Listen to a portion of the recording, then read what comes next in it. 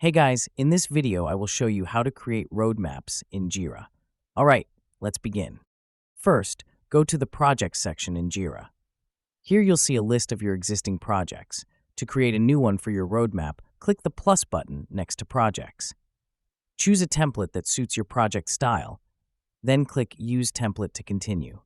Next, decide whether you want a company-managed or team-managed project. Pick the option that matches your team structure and customization needs. Give your project a clear name so it's easy to identify. Jira will automatically generate a project key, but you can create one if needed. Once ready, click Next. You can also invite teammates at this stage, or skip and add them later. After your project is created, open Project Settings from the three dots next to the project name. Go to Features and enable the Timeline feature. Now, click on Timeline in the top panel to see a visual view of your project schedule. To build your roadmap, click plus Create Epic. Add child issues under each epic to break down tasks. You can also set dates, assignees, and details by double-clicking the epic.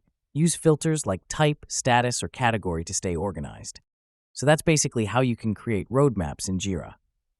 That's it for this video. Thanks.